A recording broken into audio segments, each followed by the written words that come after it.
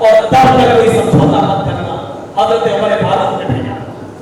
हजरत उमर फारूक के जमाने में ये दो लोग रूबी इब्न आमिर और हुदैफा इब्न यमान ईरान में दाखिल होते हैं। ईरान में किसरा के दरबार में पहुंचते हैं और सुनिए नौजवानों, इस बात को सुन लीजिएगा और जाना हो इस बात को सुनने के बाद आप जा सकते हैं, आप आजाद हो जाएंगे। इस बात को सुन लीजिएगा और देखिए खुददारी क्या होती है और देखिए हौसला क्या होता है। तुम तो चंद थोड़ी सी धमकियों से डर जाते हो, थोड़े से जज्बातों से डर जाते हो, थोड़ी सी परेशानियों से मजबूत हो जाते हो। मेरे प्यारे साथियों, आपको पता नहीं है इस जमीयत ने, इस जमात ने, इस जमात के हयाती में कितनी कुर्बानियां दी हैं। अंग्रेजों से कौन लड़ा है, तुमने इसकी तारीफ का मुकाबला नहीं किया है। अगर करते तो आज छोटी छोटी बातों पर दिल शिकस्त ना होते तुम्हारे, दिल में टूटते तुम्हारे। हुदैफा इब्न यमान और रूबी इब्न आमिर जब ईरान में दाखिल होते हैं और ईरान के बादशाह से मिलने जाते हैं तो वहां दरबारी बैठा हुआ है। कहता कहां जा रहे हो? कहा तुम्हारे बादशाह ने किसरा ने हमको बुलाया है, उमर फारूक ने भेजा है बातचीत के जरिए मसला हल करने हैं, बुलाया। तारुक जाओ, पहले मैं इजाजत लेके आता हूँ। किसरा ने कहा हाँ उनको भेज दो और उनको ये कपड़ा दे देना। हमारे यहाँ का लिबास पहन कर ही कोई हमसे मिलता है, जिसको भी हमसे मिलना होता है तो वो हमारे यहाँ का लिबास पहनकर हमसे मिलता है। वो दरबारी आया और अपना लिबास लेकर, किसरा का लिबास लेकर जब आया, कहने लगा इजाजत है आपको, लेकिन आपको जाने से पहले ये कपड़े पहनना पड़ेंगे, ये लिबास पहनना पड़ेगा, ये लीजिए लिबास। रूबी इब्न आमिर हुदैफा इब्न यमान ने उस लिबास को देखा, फरमाया अपने हाकिम से कह दो, अपने बादशाह से कह दो कि आपका दिया हुआ लिबास उनको पसंद नहीं है। मैं उन्हीं ड्रेस में, उन्हीं लिबास के अंदर मैं दाखिल होऊंगा जो लिबास मैं पहन कर आया हूँ। अगरचे कई दिन थोड़े का सफर करके बड़ा गंदा हाल हूँ मैं, मिट्टी इस पर लगी हुई है, लेकिन ये मेरा सुन्नती लिबास है, इस लिबास को मैं उतार नहीं सकता। मैं यही लिबास पहन कर उससे मिलूंगा। अगर बादशाह को किसरा को हमसे ही लिबास में मिलना तो मिले, वरना मैं जा रहा हूँ। ये चला गया दरबारी बादशाह से ये बात करने। इधर रूबी इब्न आमिर के तलवार का जो दस्ता था, ऊपर जो दस्ता होता है तलवार का, वो ढीला हो गया। तो वो एक खराब कपड़ा था, उस कपड़े को फाड़ कर उसकी कतरन जो होती है, दर्जी लोग टेलर लोगों के पास होती है, कपड़ा जो काटते थे, जो कतरन होती है, उस कतरन से तलवार के दस्ते को बांधने लगे। तलवार के दस्ते को बांध रहे थे। इतने में तलवारी आता है, उसने देखा है ये तलवार टूटी हुई, मजाक करते हुए कहने लगा, अरे उमर फारूक के चेलों, अरे उमर फारूक के चमचों, उमर फारूक के सिपाहियों, इन टूटी हुई तलवारों से ईरान फतह करने का ख्वाब देख रहे हो? इन टूटी हुई तलवारों से किसरा को हटाकर यहाँ की हुकूमत करोगे? इन टूटी हुई तलवारों से तुम ईरान को फतह करने का ख्वाब देख रहे हो?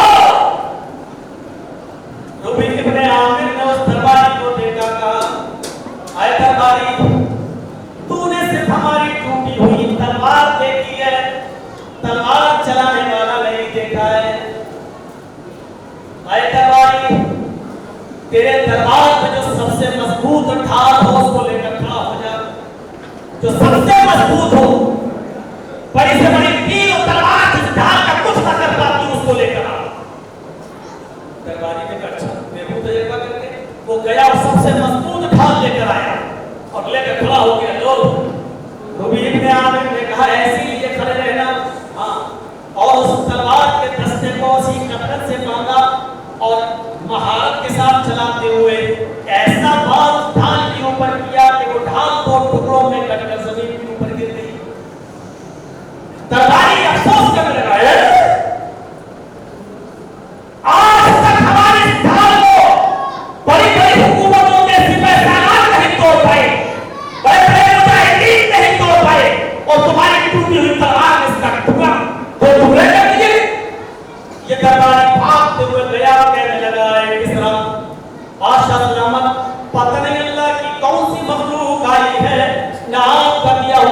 لباس پہننے کو تیار ہے اور ان کی ٹوٹی ہوئی تلوار سے تو ہمارا سب سے مضبوط ڈھال تک ٹوٹ جاتی ہے. کسرا نے کہا جلدی بلاؤ عباس مت کرو, اندر بلاؤ. ان سے کہو بابا جس کپڑوں میں تمہیں جانا انہیں کپڑوں میں چلے جاؤ, جاؤ ملو, بات چیت کے ذریعے معاملہ حل کر لیا جائے. جیسے ہی درباری ان کے پاس جاتا ہے اور کہتا جاؤ تم کو بادشاہ نے اندر بلایا ہے. یہ دونوں اندر جاتے ہیں, بادشاہ تخت پر بیٹھا ہوا ہے. کہنے لگا کہ بات چیت کی جائے.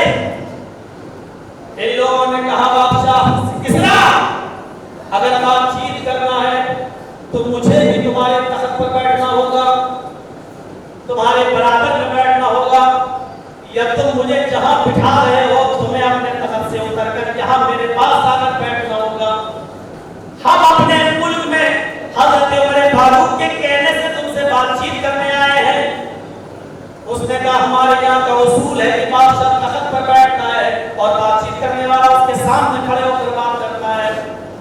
ان دونوں نے کہا میں تمہاری دعوت پر آیا ہوں, تم نے مذاکرات کے ذریعے بات چیت کو حل کرنے کا راستہ نکالنے کے لیے بلایا ہے. ہم نے تمہیں بادشاہ بنانا ہی نہیں ہے کہ ہم تمہاری بات ترانی سننے کے لیے آئے ہیں. یا تم میرے پاس آ کر بیٹھو یا مجھے اپنے پاس تخت پر بٹھاؤ. ایسی بات چیت نہیں ہوگی ورنہ میں چلتا ہوں. کہا جاؤ تم بھی بیٹھ جاؤ. ان لوگوں کے چہروں پر تھوڑا سا بھوک کے آثار دیکھے. پوچھا لگتا ہے کہ بات چیت کرنے سے پہلے تمہیں کھانا کھلا دینا چاہیے کیونکہ تم لوگ تھکے ہوئے ہو اور کئی دنوں سے چلے ہوئے ہو. آئے حذیفہ کیا کہنا چاہتے ہو؟ انہوں نے کہا سنو جھوٹ بولنے کی عادت نہیں, بھوک تو لگی ہے لیکن بھیک مانگنے کی عادت نہیں. کھلاؤ گے تو مہمان ہوں تمہارا, کھا لوں گا, نہیں کھلاؤ گے تو بھیک نہیں مانگوں گا. میرے ہی دربار میں آ کر مجھے کو لوگ کہتے ہیں لاؤ کھانا لاؤ. درباریوں نے کھانا سجا دیا, کھانا رکھا ہے. اب سنو چودھریوں, اب سنو امیروں, اب سنو دولت مندوں, اور اللہ نے اگر کسی کو دولت سے نوازا ہے تو سنو. ربیع ابن عامر اور حذیفہ ابن یمان دونوں اسی زمین پر بیٹھے ہوئے ہیں, کھانا زمین پر لگا ہوا ہے. دونوں نے بسم اللہ کا کھانا کھانا شروع کر دیا. کھانا کھاتے کھاتے ایک لقمہ کھانے کا حضرت حذیفہ ابن یمان کے ہاتھ سے چھوٹ کر زمین کے اوپر گر گیا. کھا رہے تھے گر گیا, چھوٹ گیا, زمین پر گر گیا. حذیفہ ابن یمان نے ہاتھ بڑھایا اور زمین پر گرے ہوئے اس لقمے کو اٹھا لیا. تم تو اپنے بچوں کے گرے ہوئے بسکٹ بھی اپنے بچوں کو اٹھانے نہیں ہوگے. زمین پر گری ہوئی چیز اٹھانے کو تم توہین سمجھتے ہو. آج کے زمانے میں 21ویں صدی میں ہم جی رہے ہیں, یہ کتنی بری بات ہے کہ زمین پر چیز گر جائے تو ہم اٹھا کر کھا لیں. حذیفہ ابن یمان نے وہ گرا ہوا لقمہ زمین سے اٹھایا. ربیع ابن عامر ان کو اشارہ کر رہا ہے کون اسے نہیں. حذیفہ کہتے ہیں اشارہ کر نہیں, ہم دوسرے ملک میں ہیں, عرب میں نہیں ہیں, ہم مدینے میں نہیں ہیں, ہم ایران میں آئے ہیں. یہاں گرے ہوئے لقمے کو اٹھا کر دوبارہ کھانے کو معیوب سمجھا جاتا ہے. ہمیں چھوڑ دینا چاہیے. گرا ہوا لقمہ گر گیا اس کو چھوڑ دو, مت اٹھاؤ, رہنے دو. بادشاہ دیکھ رہا, کسرا دیکھ رہا, اس کے درباری دیکھ رہے, کیا سوچیں گے؟ حذیفہ